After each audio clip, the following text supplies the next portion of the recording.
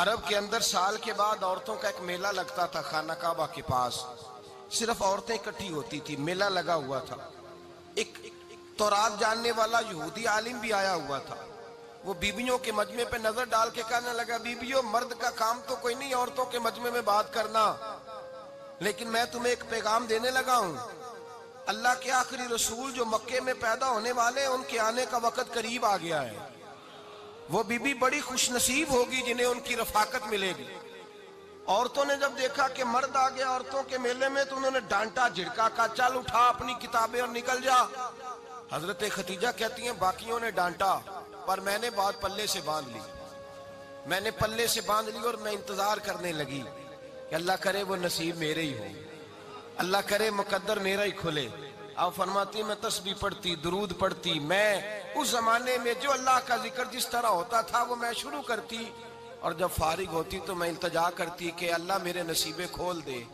کہتی ہیں آہستہ آہستہ آہستہ آہستہ میں حضور کی تعریف سننے لگی، آہستہ آہستہ تعریف سننے لگی۔ نبی پاک صادق ہیں، امین ہیں، سچے ہیں، دیانتدار ہیں، اس برے اور میلے معاشرے میں بھی وہ سب سے اعلیٰ بھی ہیں اور سب سے اجلے بھی ہیں، وہ سب سے پاکیزہ ہیں۔ میں سننے لگی تعارف، آہستہ آہستہ میں ان کی گرویدہ ہونے لگی۔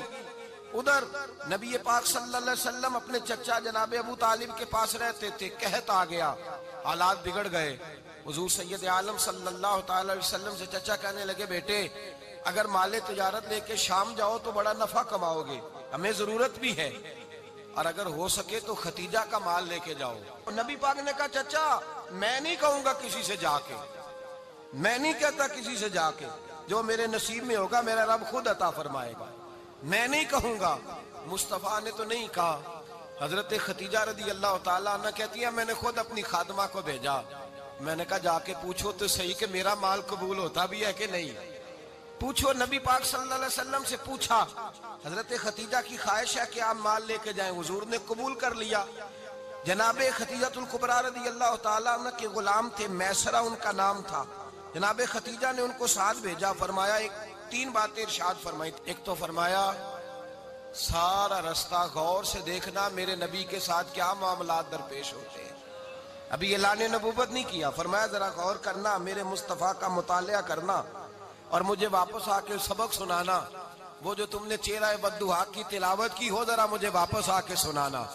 جنہاں نے دل پر جانی ڈٹھا ہو اکھیاں ہی تک لیاں، تو ملے ہوں تے ساجن ملیا ہوں ناساں لگ پئیاں، ذرا جا کے نا تلاوت کرنا اور مجھے دکھ۔ اور دوسرا فرمایا تم میرے غلام ہو تو مصطفیٰ کے بھی غلام بن کے رہنا، میں سنتی ہوں کہ کردار کے، افکار کے، نظریات کے، عظمت کے بلند و بالا، وہ جیسے کہیں ویسے کرنا۔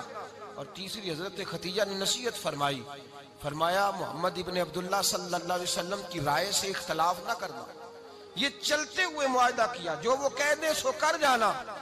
غلام کہتے ہیں میں ساتھ گیا، باتیں میں نے سن لی، لیکن جب سفر شروع ہوا نا ابھی چند منزلیں طے ہوئی تھی، میں نے کہا خدیجہ آپ نے کیا نصیحت کرنی تھی، ان کے ساتھ جو رہے گا وہ ان کا غلام ہی بن جائے گا، ان کے ساتھ جو رہے گا تو اجے میرا محبوب نہیں ڈٹھا جن ویک کے چن شرماوے، جے رکھے ہاتھ پھلاں وچ ہاتھ نال پھلا رل جاوے، تے ادھی راتی چن چڑھ جاندے جدوں جلوہ فرماوے۔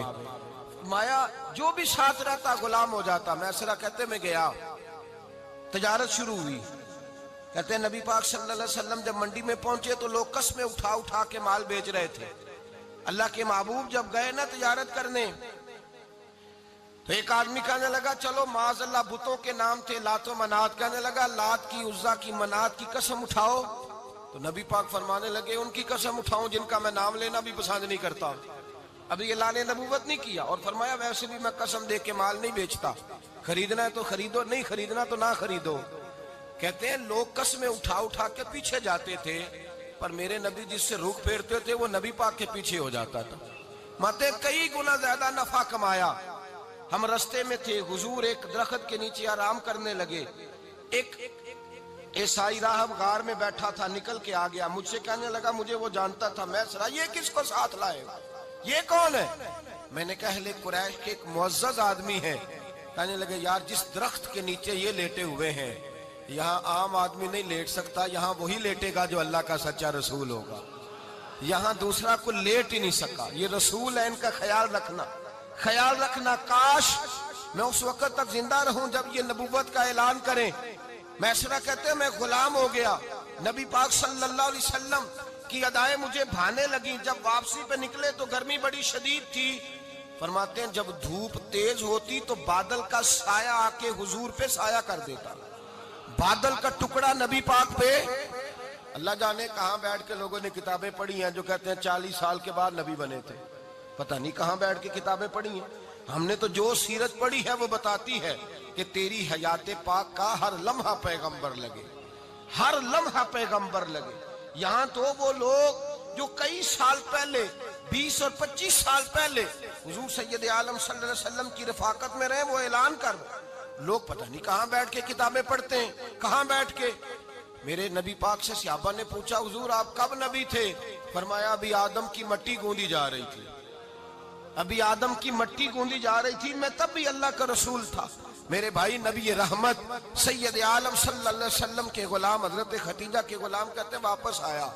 اور پہلے بھی کئی دفعہ حضرت ختیجہ کا مال گیا تھا، بڑے نفع آئے تھے، پر جو نفع اس سال آیا وہ پہلے کبھی نہیں آیا تھا.